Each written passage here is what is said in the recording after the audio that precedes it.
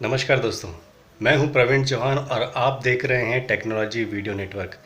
आज हम बात करेंगे वायरस के ऊपर और ये जानेंगे कि वायरस क्या होता है और एंटीवायरस क्या होता है, इनके फंडा क्या है, एक्चुअली में है क्या और किस तरह से काम करते हैं।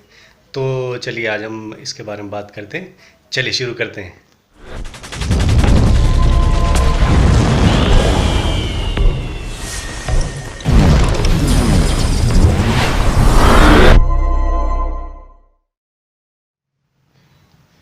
तो दोस्तों, आप कई बार कुछ शिकायत लेकर डॉक्टर के पास गए होंगे, जैसे कि गला दुख रहा है और हल्का सा सर दर्द है और शरीर में दर्द भी है और गर्म हो रहा है, यानी बुखार है आपको, और आप डॉक्टर के पास जाते हैं। डॉक्टर ये सारे सिम्टम्स देख के बताता है कि आपको वायरल इन्फेक्शन है और वो क्या करता है, वायरल इन्फेक्शन की दवाई देता है और आप ठीक हो जाते हैं।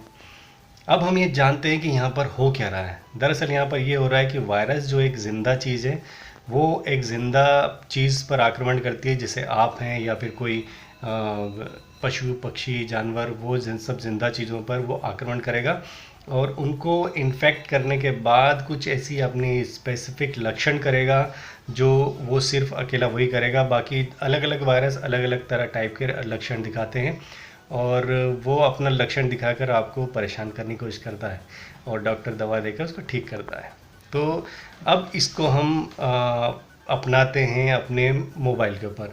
जैसा कि आप सभी जानते हैं कि मोबाइल एक छोटा कंप्यूटर है, उसमें भी लगभग वो सारी चीज़ें हैं जो आपके कंप्यूटर में होती है। तो आपके मोबाइल में भी वायरस आना उतना ही संभव है जितना कि आपके कंप्यूटर में। तो वायरस होता क्या है? वायरस दरअसल में एक प्रोग्राम होता है, क्योंकि कंप्यूटर जो हम चलाते हैं, जो मोबाइल हम चलाते हैं, ये सारा एक सॉफ्टवेयर है। सॉफ्टवेयर जो बाइनरी लैंग्वेज, बाइनरी कोड में बना हुआ है, 0 1 के। इस तरह से प्रोग्राम भी कई लैंग्वेज में बनती हैं और वो लैंग्वेज जो होती है, वो प्रोग्राम की लैंग्वेज आपके जो एप्लीकेशन होती है उस लैंग्वेज में जाकर या तो उसे डिलीट करेगा या उसमें मॉडिफाई करेगा या अपने कुछ अलग काम करेगा। ये भी ध्यान देने की बात है दोस्तों कि जो भी सॉफ्टवेयर वायरस वाला होता है उसका एक स्पेसिफिक काम होता है, वो सिर्फ एक ही काम करता है। और इस तरह से कई सारे वायरस बने, हज़ारों लाखों बने हुए, वो सब अपना अलग अलग काम करते हैं।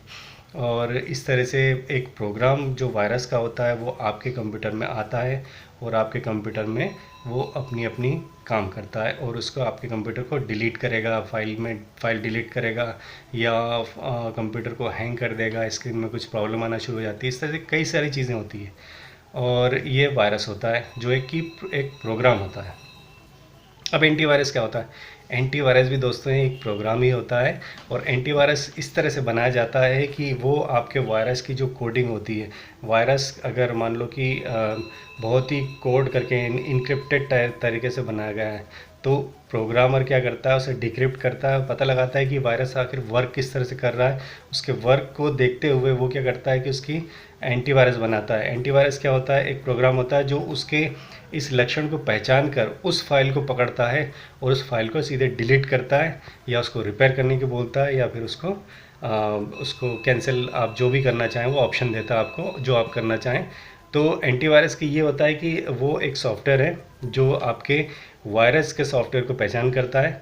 तो दोस्तों, यहाँ पर ध्यान देने वाली बात ये है कि आपके कंप्यूटर में सॉफ्टवेयर होता है और उस सॉफ्टवेयर पर अटैक करेगा एक सॉफ्टवेयर, और उस सॉफ्टवेयर से अटैक से बचाने के लिए एक और सॉफ्टवेयर होता है जो एंटीवायरस होता है। तो दोस्तों, जैसा कि आपने देखा कि एंटीवायरस क्या है, वायरस क्या है, आपके कंप्यूटर पे क्या क्या चीज़ें।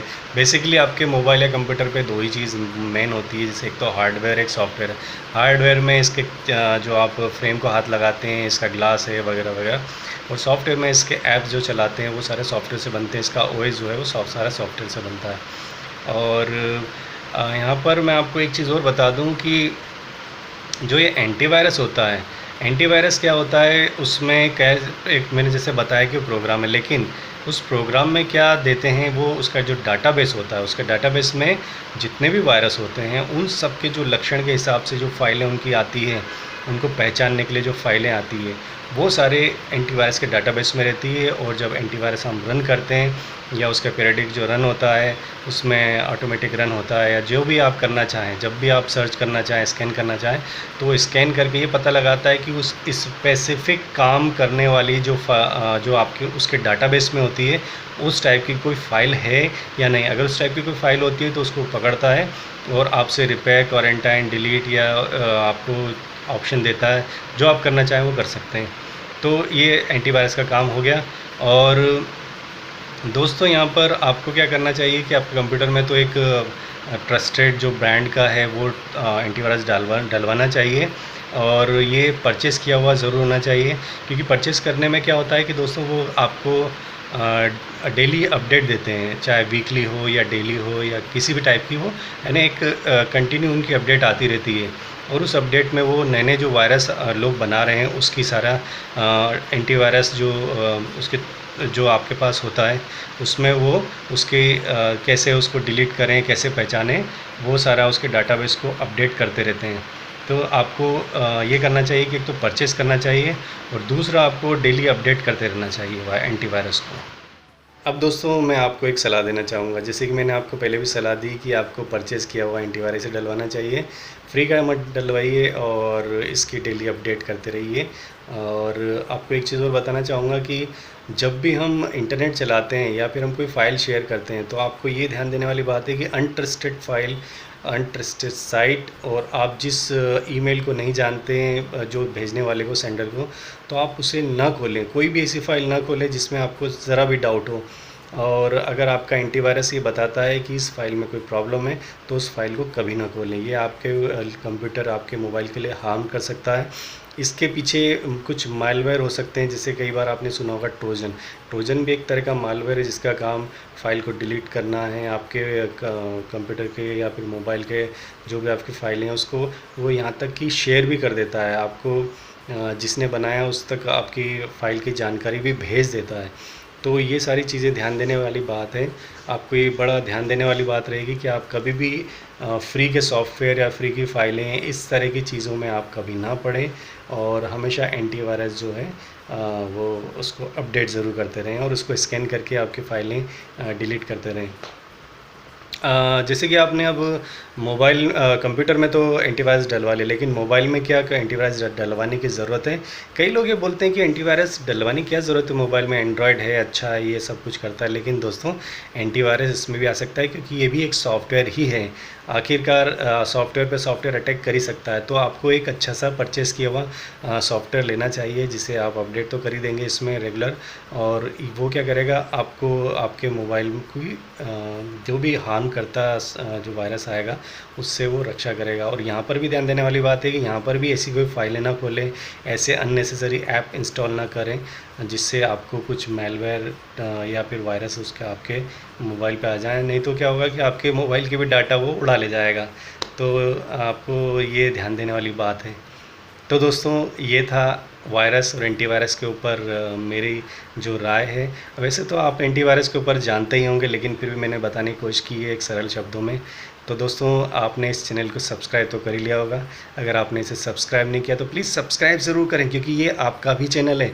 और ये चैनल आपका इसलिए भी क्योंकि ये किसी के नाम के ऊपर नहीं, ये एक कम्युनिटी है, टेक्नोलॉजी वीडियो नेटवर्क। ये एक कम्युनिटी है जिसमें आप, हम सभी शामिल हैं। तो इस कम्युनिटी को स्ट्रॉन्ग बनाने के लिए आपको क्या करना है, आपको नीचे दिए गए रेड बटन जो सब्सक्राइब लिखा है उसे क्लिक ज़रूर करें, और ऊपर एक बेल होगी नोटिफिकेशन की, उसे भी रिंग कर दीजिए, मतलब उसे क्लिक कर दीजिए ताकि मेरे जो नए नए वीडियो आपको तुरंत मिल जाया करेंगे। और अगर ये मेरा वीडियो, मेरी राय, मेरा व्यू आपको पसंद आया है एंटीवायरस वायरस के ऊपर, तो आप इसे लाइक ज़रूर करें और दूसरों को भी शेयर कर दीजिए, है ना, जनरसली। तो आपसे मैं अब इजाज़त लेना चाहूँगा, सब्सक्राइब ज़रूर कीजिएगा। तो अब आपसे इजाज़त लेता हूँ। ओके बाय, जय हिंद।